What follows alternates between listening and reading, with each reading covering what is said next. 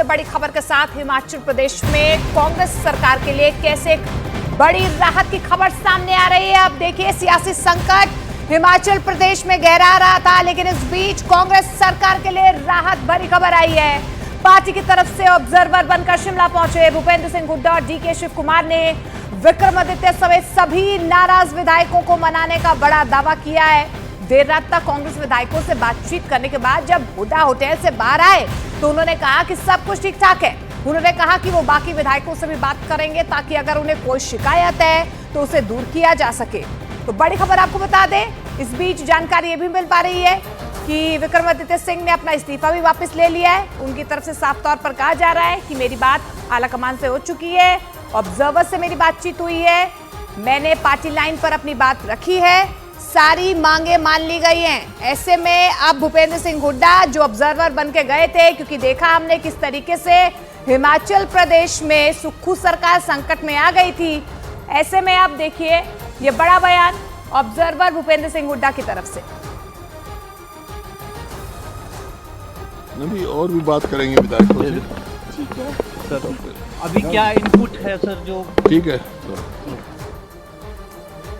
इधर पूर्व सीएम वीरभद्र सिंह के बेटे विक्रमादित्य सिंह के तेवर नरम पड़ चुके हैं और अब वो इस्तीफा मंजूर करने के लिए मुख्यमंत्री सुक्खू पर दबाव नहीं डालेंगे। इसकी जानकारी हिमाचल प्रदेश के प्रभारी बनाए गए राजीव शुक्ला ने दी है। उन्होंने ये भी बताया कि सीएम सुखविंदर सिंह सुक्खू ने कहा है कि वो विक्रमादित्य सिंह का इस्तीफा स्वीकार नहीं करने जा रहे हैं। विक्रमादित्य सिंह भी इस बात पर सहमत हो गए हैं कि वो इस्तीफे के लिए जोर नहीं डालेंगे।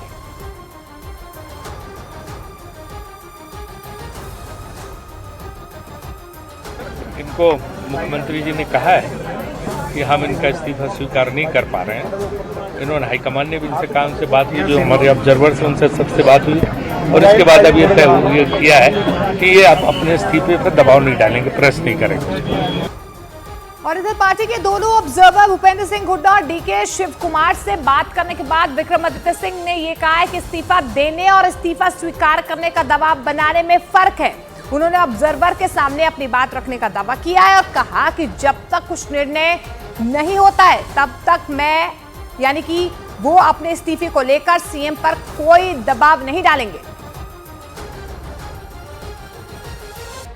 ऑब्जर्वर्स के साथ जो वर्तमान परिस्थितियां बनी हुई है उसके बारे में उनको जानकारी दी है, इसलिए जब तक इसका निर्णय नहीं लिया जाता तब तक मैं अपनी रेजिग्नेशन को प्रेस नहीं करूंगा और फाइनल आउटकम जो है वो आने वाले समय में लिया जाएगा। और इस बीच बड़ी खबर झारखंड से है। झारखंड के जमताड़ा में ट्रेन की चपेट में आने से 2 लोगों की मौत की खबर सामने आ रही है। जानकारी के मुताबिक एक ट्रेन में चिंगारी और मिट्टी उड़ने से लोग घबरा गए। उन्हें लगा कि ट्रेन में आग लग गई और उन्होंने चेन खींच दी। घबराकर 2 लोग ट्रेन से उतर गए और एक दूसरी ट्रेन की चपेट में आ गए, जिनमें एक शख्स की पहचान हो गई है। हालांकि प्रशासन ने साफ कर दिया है कि ट्रेन में आग नहीं लगी थी। जांच के लिए अब 3 सदस्यीय जेएजी समिति का गठन भी कर दिया गया है। तो आपको बता दें कि झारखंड के जमताड़ा में ये ट्रेन हादसा हुआ है। जानकारी मिल पा रही है कि हादसे में 2 लोगों की मौत हो चुकी है। एक अफवाह फैली कि ट्रेन में आग लग गई, जिससे वहां पर अफरा तफरी का माहौल हो गया। लोग घबरा गए, ट्रेन से कूदने लगे और जब 2 लोग ट्रेन से कूदे तो वो दूसरी ट्रेन की चपेट में आ गए, जिसकी वजह से उन दोनों की मौत हो गई। तो इनिशियली बताया गया था कि जो डाउन ट्रेन है उसमें कुछ स्पार्क और चिंगारी मिली थी, तो ड्राइवर और गार्ड से बात किया गया, उन्होंने रेक चेक किया, फिर बताया कि नहीं कोई ऐसा चिंगारी और आग नहीं है। तो फिर यहाँ पे गाड़ी खुल के आगे चली गई। अभी मोस्ट ऑफ दी गाड़ी आसनसोल पार कर चुकी हो। जो मेमू का ड्राइवर था वो बता रहा है, हम लोगों ने कहा पूछा कि भाई आप लोगों ने आदमी क्यों नहीं देखा, तो बता रहा वो गोलाई में था और विसल करते हुए आ रहा था, लेकिन वो देख नहीं पाया और उससे डैश हो गया। सुबह की वो अहम खबरें जो बदलती हैं दिन का रुख, तय करती हैं देश की दशा और दिशा और डालती हैं आपकी जिंदगी पर सीधा असर। रखिए हर खबर पर मेरे साथ नजर। देखिए न्यूज 18 इंडिया मॉर्निंग प्राइम सिर्फ न्यूज 18 इंडिया पर। आप देखने की बौछार करते नजर आए। इस दौरान भी वहां रुक रुक कर धमाके होते रहे। इसके साथ ही झुग्गियों में बनी टिन की छतें आग की वजह से टूटकर गिरती दिखाई दी और खतरे के बीच दमकल कर्मी बाकी झुग्गियों को बचाने के लिए जद्दोजहद करते दिखे। वहां आग बुझाने के दौरान दमकल कर्मियों को काफी दिक्कतों का सामना करना पड़ा क्योंकि धुएं के गुबार ने उन्हें पूरे तरीके से घेर लिया। तकरीबन 4-4:30 बजे आग लगना प्रारंभ हुई। जहाँ पे कुछ कचरा वगैरह डंप किया हुआ था वहाँ से आग प्रारंभ हुई। झुग्गियों में आग लगने की वजह से वहां रह रहे कई लोग इसकी चपेट में आ गए। कुछ लोग तो जान बचाने के लिए सड़क पर आ गए, जबकि आग को काबू करते वक्त 2 दमकल कर्मी भी जख्मी हो गए। वहां आग कैसे लगी इसका पता नहीं चल सका। इधर गुजरात के पोरबंदर में 3,500 किलो ड्रग्स पकड़े गए। गुजरात के पोरबंदर में एटीएस, एनसीबी और कोस्ट गार्ड ने मिलकर करीब 3,500 किलो ड्रग्स बरामद करने का दावा किया। बताया गया कि ये ड्रग्स एक नाव से बरामद हुए। इस मामले में 5 लोग गिरफ्तार किए गए। खबर है कि गिरफ्तार किए गए संदिग्ध ईरान और पाकिस्तान के नागरिक हो सकते हैं। इस अहम कार्रवाई पर गृह मंत्री अमित शाह ने जांच एजेंसियों को बधाई दी। उत्तर प्रदेश के अवैध खनन मामले में सीबीआई ने अखिलेश यादव को समन्स भेजकर सुबह दिल्ली के दफ्तर में पेश होने का निर्देश दिया। जांच एजेंसी ने उन्हें गवाह के तौर पर पूछताछ के लिए बुलाया। अवैध खनन का ये मामला 2012 से 2016 के बीच का है, जब अखिलेश यादव राज्य के सीएम थे। भारत का दौरा कर रहे टेक कंपनी माइक्रोसॉफ्ट के सह संस्थापक बिल गेट्स ओडिशा की राजधानी भुवनेश्वर पहुंचे। उन्होंने वहां मंगला बस्ती देवी मां के मंदिर में दर्शन किए।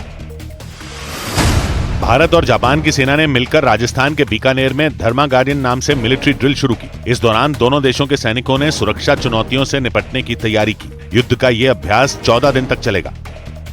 उधर राजस्थान के बूंदी में कांग्रेस के नेताओं और सैकड़ों कार्यकर्ताओं ने किसानों के दिल्ली कूच के समर्थन में मार्च किया। इस प्रदर्शन में बड़ी संख्या में किसान भी शामिल हुए।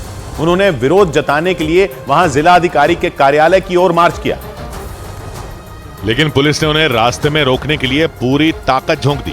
अशोक गहलोत सरकार में मंत्री रहे अशोक चांदना के नेतृत्व में कांग्रेस के सैकड़ों कार्यकर्ता और किसान इस मार्च में शामिल हुए। नारेबाजी करते हुए वो लोग जिला अधिकारी के कार्यालय की ओर बढ़े, लेकिन रास्ते में पुलिस दीवार बनकर खड़ी हो गई।